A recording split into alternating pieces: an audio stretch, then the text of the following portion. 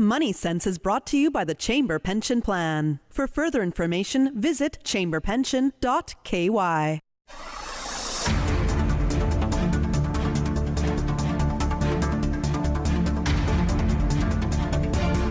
from Radio Cayman Studio, this is Money Sense, bringing an informed financial perspective to the Cayman community. Good morning and welcome to Money Sense, hosted by Amy Hubble and presented by the CFA Society of the Cayman Islands. I'm joined today in studio by Corey Hofstein, co-founder and investment officer for Newfound Research, a quantitative asset management firm helping clients proactively navigate the risks of investing. Corey holds a master's in computational finance from Carnegie Mellon and a bachelor's in computer science from Cornell. Hey, Corey. It's nice to be here. I have to imagine anyone who just heard that intro just hit the snooze button, Nerd. probably rolling back to Huge bed going, nerd. This is one I'll tune Another out of. quant show. That's right. Here we go. Well, Corey is actually doing the Global Citizenship program, right? So you're new to Island. I am. And just between us, how's it going? Well, it's wonderful to be here. It really Thank is. you, everyone, for welcoming me to the island. A lot better than we were doing in the States. No, we signed up for the Global Citizens Program last fall. It took a little while to eject from where we were living in Venice, California, but very smooth process getting here. Absolutely wonderful community that we've been plugged into. Very welcoming island, and obviously a beautiful place to be. Yeah, it's really the best place to be right now in time, and really any time, but we're very, very lucky. So today, we're going to talk about mega managers, and in one in particular, Cathie Wood. If you have been hiding under a rock or not watching financial television or listening to podcasts or listening to the radio, Cathie Wood is the newest it girl on the street. By it girl, I think she's a 65-year-old woman, but she's been doing this for 40 years. But she is the lead manager of the ARK Innovation ETF. What is so special about Cathie Wood? How did this happen? She's that overnight success, right? That took 45 years. As you said, she has been doing her style of investing for years and years and years. And in fact, with incredible success when you look at her track record, even prior to launching her newest company, ARK, the prior fund she was a portfolio manager of, she had a tremendously strong record of outperformance.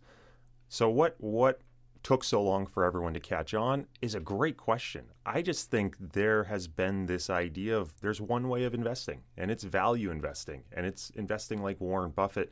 And Cathie comes at it from a totally different perspective, right? This idea of disruptive innovation and trying to find value in these technology companies that can't really be valued in a traditional method. Right. And I think it takes breaking the framework. And so Cathie sort of has to prove over and over and over again that this isn't a flash in the pan. This isn't some sort of growth cycle like the dot-com era where everything is overpriced, that she truly does know what she's doing. And when you break the mold, I think it just takes more evidence to prove that you are the star that you are.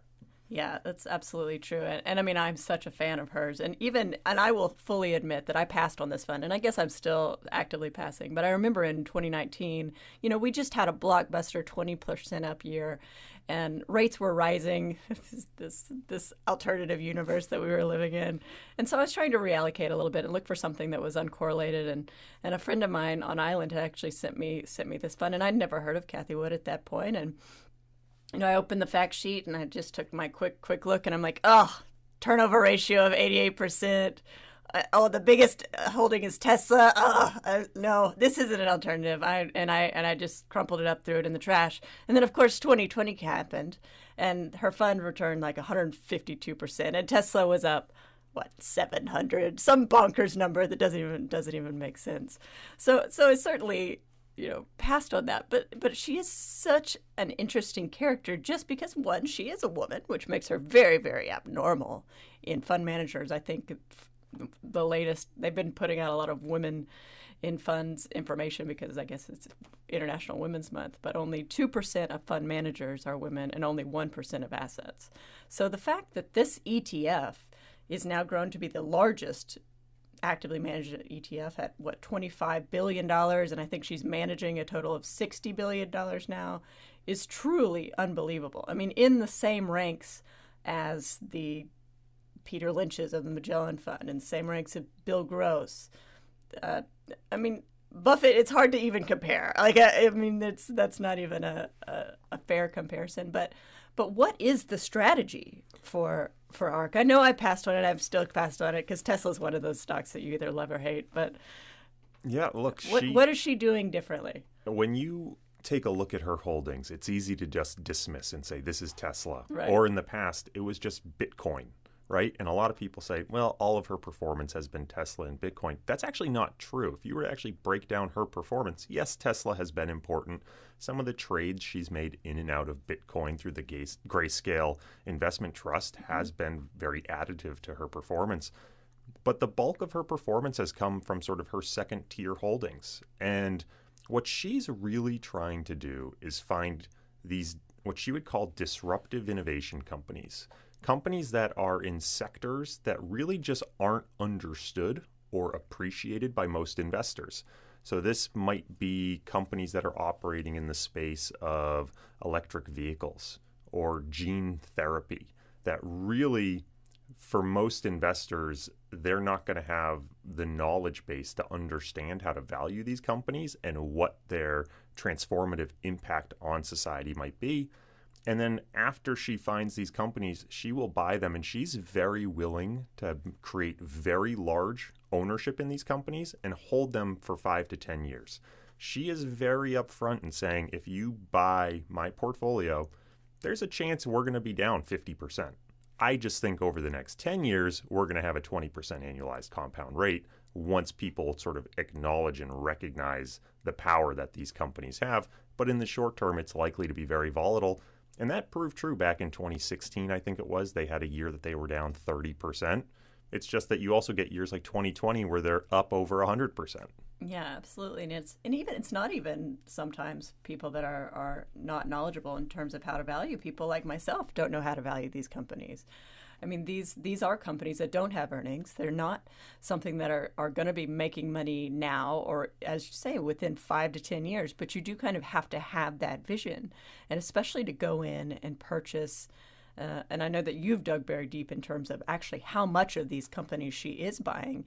But when you do just look at the fact sheet, and I have it here in front of me, I mean, if you're just cursory looking at it, it does just look like another active fund, just because you are looking at some names that are a little bit deep in terms of Tesla, Roku, CRISPR, I mean, Teladoc. I mean, these things, Zillow, I mean, these are all still names that you're hearing. They're mid-cap. It's a mid-cap active fund if you're just looking at the top 10 holdings. So what is she buying underneath the surface that we really don't get on the fact sheet? Well, what's really interesting is those top 10 holdings are some of her most liquid names. Right. And by that, I mean names she can trade in and out of very easily. When you start to go to the bottom of the sheet, what you find are names that you've probably never heard of. They're names in very similar categories, but she is, through her ETFs, her separately managed accounts, and her sub-advisory relationship she has with Nikko Asset Management, she'll buy up 10, 15, 20, for some of these companies, even 30% of the outstanding float in these businesses. And that's very unique for an active manager. Most managers don't want to get themselves in that position because it represents a bit of a risk. If people start withdrawing assets from the fund, she's now in the position where she's sort of cornered the market in some of these names and has to start selling, and that can create a lot of undue pressure on the names on the way out. And so, again, she's willing to take a risk because she's a long-term believer in people who are allocating with her, and she's a long-term believer in these names. And so she's willing to do something very different than the rest of the asset management industry has been willing to do for decades. Yeah, and it gives me kind of the shadow of an activist investor, and I think we mentioned this earlier, it's, you know, you think of somebody like a Carl Icahn who goes in and he buys just garbage companies for the most part, but he gets on their board and he then makes it better. He says, I go in, I buy it. He tells people he buys it. People follow him into that trade. He gets on the board. He fixes it, in theory, then sells it back out. But Kathy's not doing this. She's not going on the board of these companies. So how much more risk are you taking there of taking these bigger ownership positions in these companies, but not actually having any real say over the management? I think for her, it's probably a question about how stable is her allocation base. how much money that came in the last year, which was in Q4 2020, hundreds of millions of dollars a day. How sticky are those assets? Because if they're not sticky, if we start to see hundreds of millions of dollars of outflow every day from her funds, well, it might represent a risk. Now, the reality is she has a lot of flexibility. She's got all those very liquid top names. Tesla, for example, she could use that as sort of a bit of a buffer. She could sell out of a lot of Tesla to meet a lot of redemptions without ever having to touch those lower tier names. But if she really did come under pressure, it could cause problems for her. This isn't just a theoretical problem. This is a very real problem other managers have faced. So in my opinion, it doesn't matter whether she's on the board or not, whether that's her style. This is really a question of the money that's come in, how sticky is it? Is it just hot money that's going to leave? And if it does leave, does that put her in a bind with how much of these companies she owns? Yeah, and I want to talk a little bit more about that after the break. But let's talk on Tesla just for a second, just because it is its largest holding, and it has been, at least from the top line, looking down, the driver of performance in the last year. Does the fund do as well without Tesla? Can she get out of Tesla? Are Tesla and ARK one and the same? Do they hold hands? Are their success mutually beneficial? Do they win together and fail together? Do you remember a couple of years ago she went on CNBC and made what was probably the most outlandish price target claim for Yes, Tesla? absolutely. I don't remember what it was. It's Whatever, like 4,000, I think. Exactly. And split adjusted, Tesla hit that price 3 or 4 years later. And so I think her brand and Tesla have become very integrated with one another. Yes, Tesla has been a big driver of returns, but if you look at those underlying names... A driver of returns. It's a good pun there. Yeah, no, unintended. But if you look at those underlying names, the Squares, the Rokus, the CRISPR, they have added a tremendous amount of value to her fund. You could take away Tesla, and it would probably still be up 100% last year. So I don't think Tesla's the only story. But narratively, she's married to Tesla, and I think it's sort of indicative of her investing style. This company that's trading at a PE multiple in the hundreds, she's saying still undervalued. Which I know that I've made that mistake in the past with stocks like Amazon or Netflix, that I couldn't see the future. But in the same time, in that same vein, when I am choosing investments, maybe I can't always see the vision, but the stories that come through, like the Amazons and the Netflix, a lot of times there are 200 stocks that fail that same test. So it's hard to say this is the one, this is the bet that I'm going to take. But obviously she is kind of in a situation where she can drive the market a little bit and say, these are my stocks, and people are pouring in after her. Well, arguably she has been driving the market. And this is something that I actually looked into and ran a study on. She started seeing such accelerated inflows into Q4 that the companies she owned, and particularly the companies she owned a large percentage of, started accelerating at a faster and faster pace, started outperforming the market. So it wasn't necessarily that her picks were good. It was that all of a sudden everyone was giving her money and she kept buying her own stocks, which were actually driving the stock prices up. That made her performance look better and made people want to give her more money. So it's this weird sort of pro-cyclical situation. And again, it can reverse on the way out. That if she starts to see outflow, she could drive the companies down a disproportionate amount, make her performance look worse, and then all of a sudden that would invite more outflows. So it's a little bit of a precarious situation. I think we shouldn't take away from the unbelievable return she's generated, but we do have to look at something like Q4 and say, well, if you've cornered the market and you keep driving up your own prices, are those returns really because the world is recognizing the disruptive innovation of these companies, or is it just because you've cornered the market? Yeah, we'll not know. Well, we're going to take a quick break for 1 minute. When we come back with Corey Hofstein, we'll talk more about funds and liquidity and all that other fun stuff.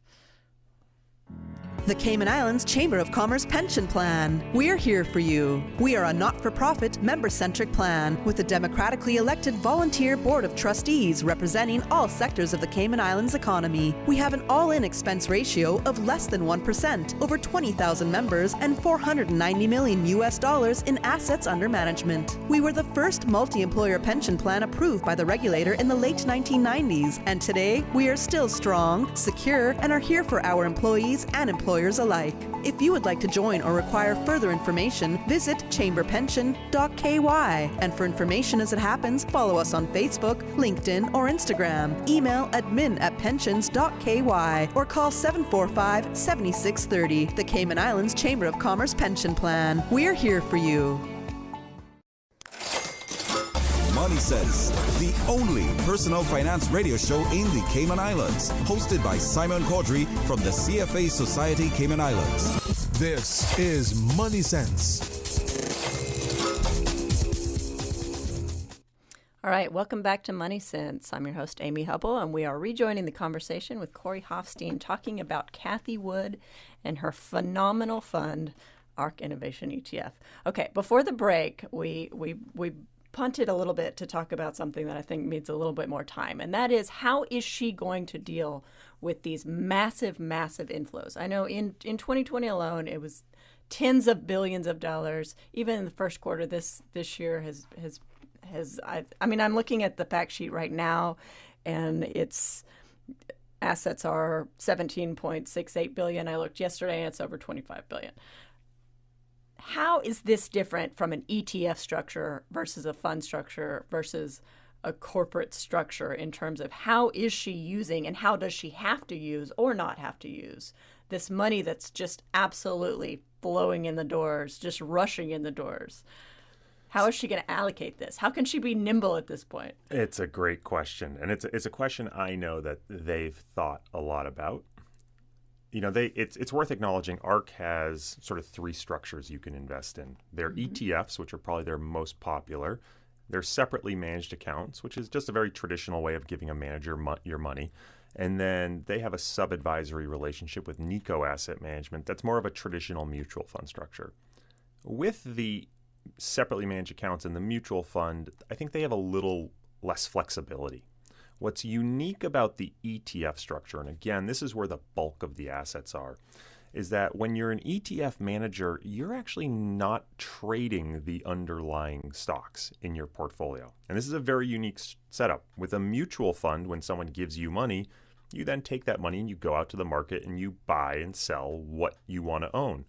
With the ETF structure, there's an intermediary, a market maker that you're working with, who, when someone wants to buy a share of your ETF, the market maker goes out and they buy all the underlying stocks.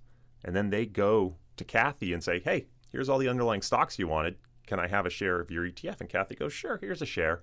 And then the market maker goes and gives that share to the person who wanted to buy it. So what that means is all the liquidity is being managed by these market makers who should, in theory, be the foremost experts in the world at managing liquidity. Now, and the other thing that Cathie can do is she can say, these are the stocks I want today, or these are the stocks I want to get rid of. So if you want a share of my ETF, this is what you need to give me. She can change the basket is what it's called. And so that gives her a tremendous amount of flexibility in terms of directing these 20 plus market makers that she works with, how to sort of massage the securities she's getting, or if money's going out the door, the securities she wants to give them. Yeah, and I think that's a good way of putting it, just in terms of what that liquidity infrastructure plumbing looks like under the entire structure. But as you say, what if she does want to get out of a significant holding in a day? How can she possibly do this? I mean, when you think about active managements, especially in smaller companies, I mean, how do you get out of a holding, especially one that's so high profile, without just absolutely tanking the stock? Not only just from your own trade, but just from everyone else seeing that Cathie Wood got out of a stock today. I mean, that could be absolutely detrimental. Today might be different than a couple of years ago, but this has actually happened to ARC before with Wirecard. They were a big investor in Wirecard. For those who don't know, Wirecard was a large fraud coming out of Germany. And they were a very large investor. And when the news came out that it was a fraud, they were able to eliminate their entire holding in a day.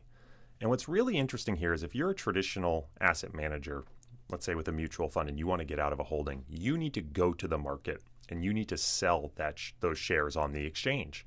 And everyone is fighting at the same time. With the ETF, again, you can work with your market makers. And the market makers are a very unique community who have the capacity to say, you want to know what? No one else wants Wirecard, but I'm willing to hold a little wire card. I can warehouse that risk on my books and sell it out, not necessarily today, maybe over the next 7 days. It might be an offsetting trade in another part of my book.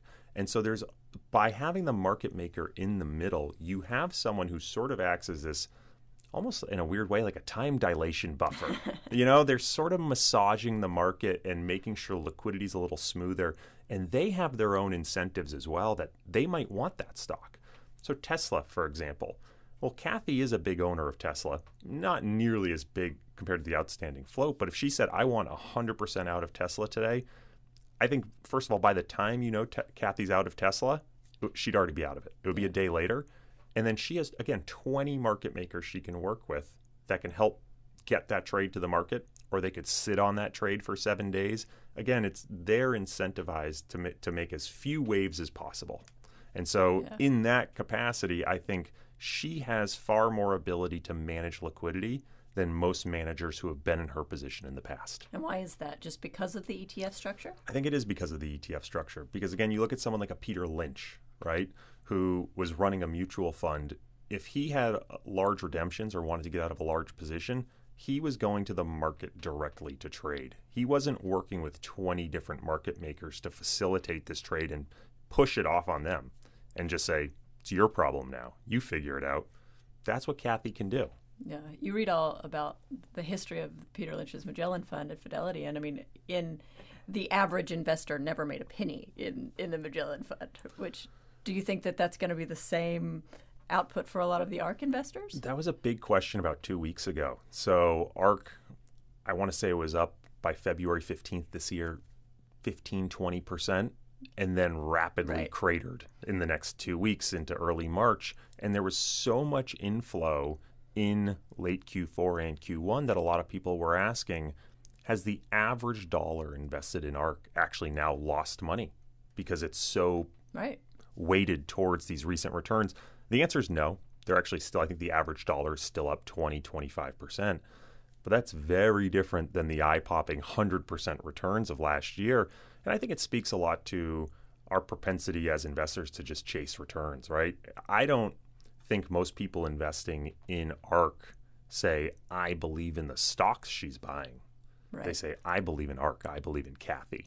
And that's a very different investment thesis than saying, oh, I really believe in Tesla. And you can also believe in the power and the Pied Piper that is Kathy at this point. So what about the haters out there about Kathy? And I mean, I especially in the last few weeks, because the fund has dropped, heaven forbid, there has been, I mean, even just in Bloomberg yesterday, just in terms of the Moon offshoot fund saying that it's outperformed Kathy Wood. Like, of course there's funds that are outperforming Kathy Wood. They hold different things. They're not exact replicas of one another, but I just think you start to see these ups and downs of people praising her and then hating on her. But what about the people that are actually taking monetary bets, both against the ARK fund itself, but then also against the holdings? So you've got these kind of layers of shorts, and that's not my expertise. So try to unravel in terms of, you've got shorts on the underlying stocks, and then you've got shorts on top of the ETF. What dynamic does that add to the market, especially when you have a vehicle like this that is so hot and cold from day one to day two? I think what you're seeing is that a lot more people are believing that recent returns are being more driven by allocators to Kathy's fund than the underlying stocks actually, again, being recognized as good investments. This sort of flows over pros based thesis that the flows in the market are more important. And so people are looking at Kathy. And look, I do think Kathy has haters, and in a very undeserved way. Mm-hmm. She has posted a tremendous track record over the last 10 years that any investor would be envious to have. And the elephant in the room is she's a woman in a male-dominated industry, and she's crushing it. And there's going to be some aspect of people wanting to be in her shoes and being upset that there's a woman at the top. We can't ignore that. But I think when you look at how is the market placing their bets, they're saying too hot, too quick, too driven by flows, and that if this unravels, it's going to be very messy. And so they might not necessarily believe it's going to unravel. It's just that they want to place a bet that if it does unravel, it's going to be ugly and they could profit. So it might be low probability, but big payoff for them to take that bet. Yeah. Well, I mean, that leads us down the road of this is what everyone that asks me in terms of where are we what inning are we in the recovery, is there's just so much money in the system. I mean, more money than ever before. I mean, by a long shot, and no end in sight in terms of stimulus, in terms of, loose monetary policy. There is so much money, and including the ability to now just easily invest that just didn't exist decades ago. When does this train stop? When does the momentum trade? When does the momentum fad, if you want to call it that? I mean, we'll always be chasing returns, right? But this specific time in history where we're talking SPACs and Bitcoin and momentum strategies and PEs that make no sense in terms of earnings, will there be a reckoning or a reversion to the mean? I think you're talking the logical trades. We've got Pokemon cards and baseball cards, and people are buying digital pieces of Pokemon art cards. and NBA Top Jams. I think that's absolutely right. And that's what a lot of her detractors would argue. Mm-hmm. Kathy is just part of the current zeitgeist, right? And her returns aren't because these are great companies. Her returns are because there's all this loose money, monetary policy and fiscal policy that's pumping the system full of money. And she just happens to be in the companies that everyone's sort of chasing. They're on Robinhood buying call options on Tesla, and it's a big joke. And people don't like the mockery that's being made of the system. Is it going to turn, though? And what's really interesting is once a lot of the vaccine news started to come out in November, you saw a big inflection in the companies that were doing really well. All of a sudden, these really downtrodden, traditional brick and mortar businesses started to catch a big bid. And the big profitable growth tech companies that had been really the strong work from home play after the COVID crisis, your Googles, your Apples, your Amazons, flatlined. And you're starting to see now that momentum is turning. These traditional value names are actually, over the last 6 months, over the last 12 months, starting to outperform the technology names. And so from a quantitative investor's perspective, folks that are incorporating this idea of past returns actually are predictive of future results. Heresy. Heresy, but it is a big factor in the world of quantitative investing. This is going to be a big catalyst for change in their portfolios, particularly after sort of March rolls off the calendar and last March 2020 disappears from sort of the window in which we're measuring these returns. All of a sudden, the energy sector, the financial sector, industrials, materials, they've actually outperformed the technology sector. And you're going to see a lot of money moving away from technology into sort of these more traditional value sectors.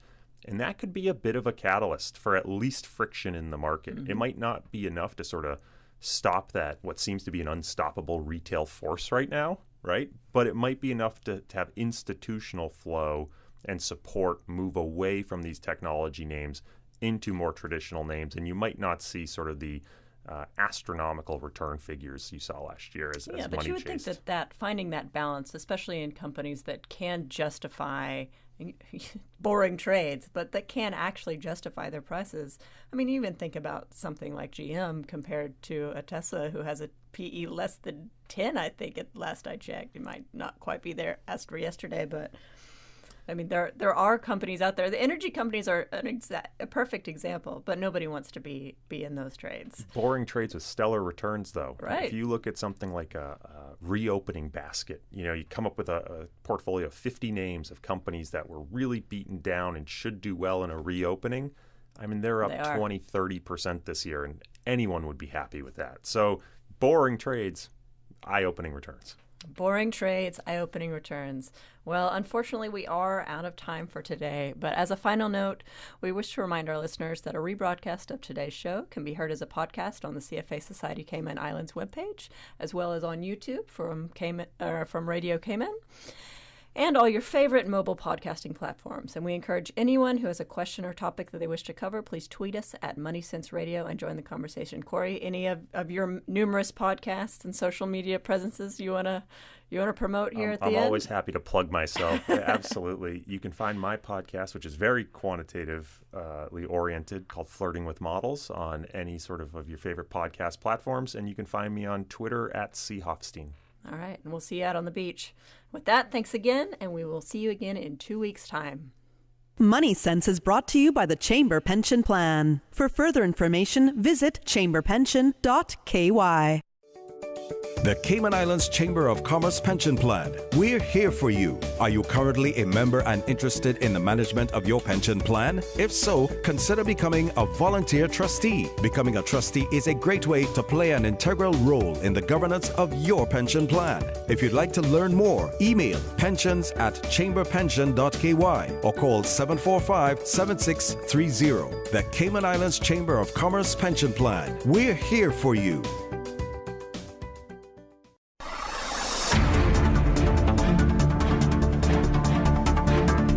Of course, that was Money Sense Radio Cayman time check. Now 1 minute after 8 o'clock. This time check brought to you by our friends at Foster's.